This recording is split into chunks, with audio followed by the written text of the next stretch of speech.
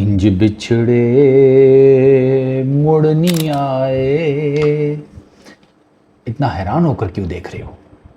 हाँ, मुझे पता है, मैं ये सॉन्ग अक्सर बॉबी भाई के लिए गाता हूँ। और बाहर फोटो में तुम्हें नवाज नजर आया होगा। एक मर्तबा ना बॉबी भाई ने ड्रेसिंग रूम में नवाज को कहा था, मोहम्मद नवाज को, कि नवाज तू मेरा मैच विनर है। नवाज वो match winning innings bowling Bobby भाई के टाइम पर तो नहीं कर सका, लेकिन सलमान आगा के टाइम के ऊपर ना नवाज वाकई हमारा जेन्युइन मैच विनर बन के सामने आ रहा है। नवाज ने सबको हैरान किया हुआ है। अब नवाज ने ये ट्राई नेशन सीरीज में मैं आपको बताता हूँ और इसका खुलासा भी करते हैं। अफगानिस्तान के अगेंस्ट 21 रन बनाए 11 गेंदों के ऊपर। ठीक है, 21 रन 11 गेंदों के ऊपर। बॉलिंग में 2 फॉर 23।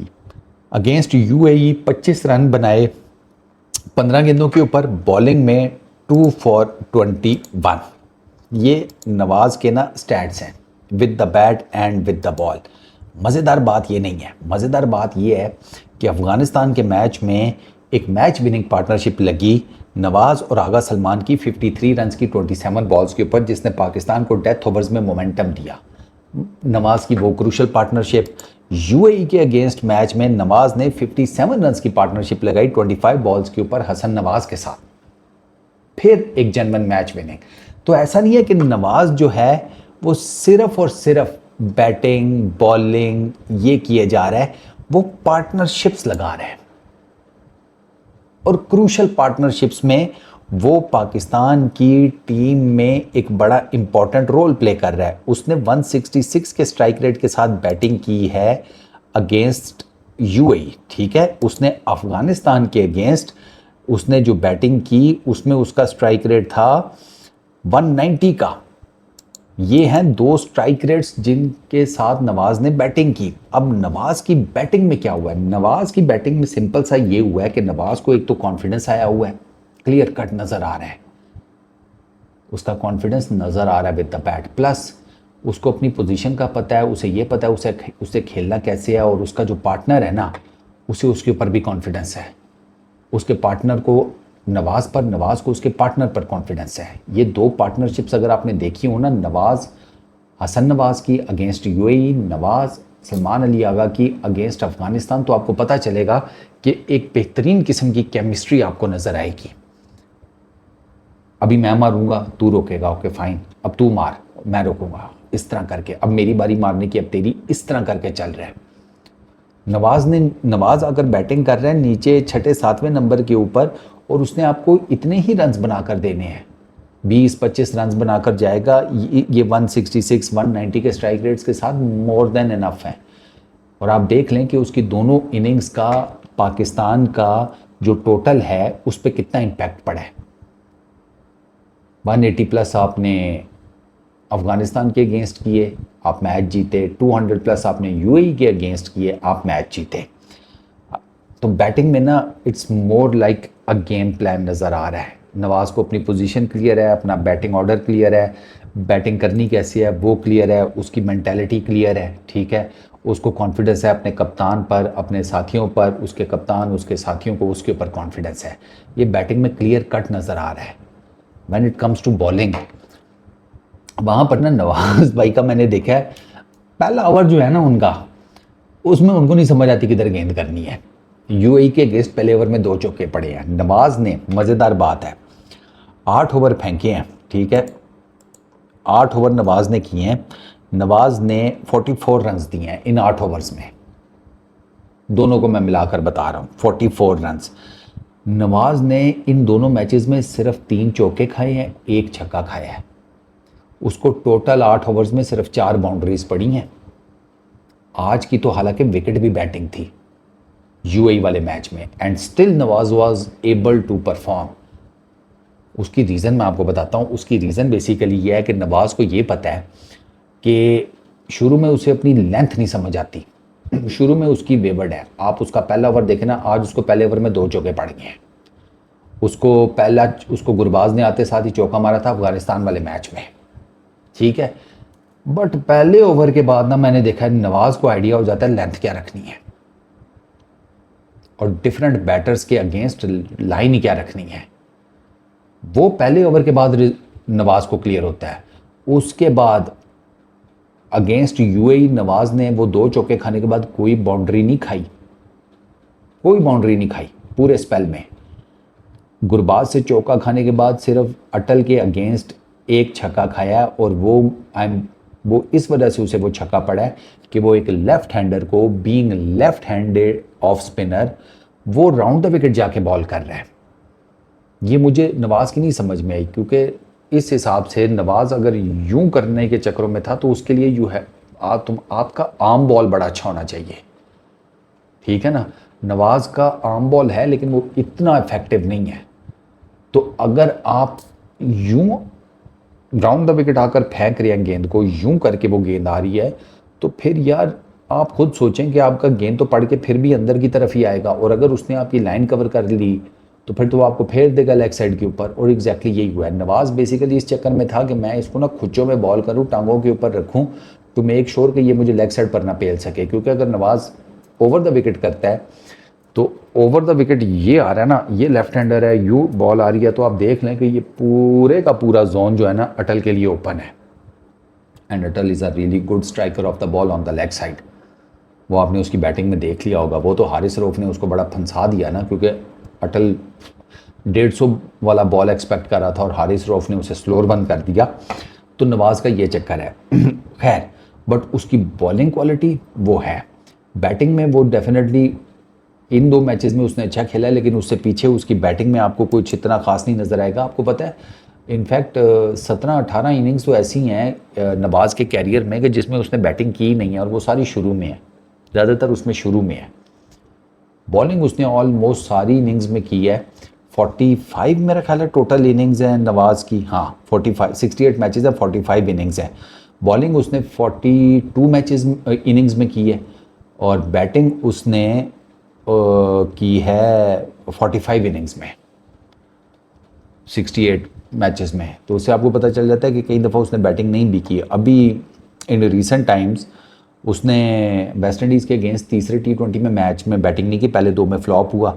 सेम उसकी स्टोरी ये है मीरपुर में अगेंस्ट बांग्लादेश, पहले 2 मैचेस में फ्लॉप, लेकिन फिर तीसरे मैच में ही डिड वेल, 27 किए, 16 गेंदों के ऊपर 2 चौके 2 छक्के। अच्छा, बॉलिंग में ही ये मतलब ब्रिलियंट बॉलिंग कर रहा है।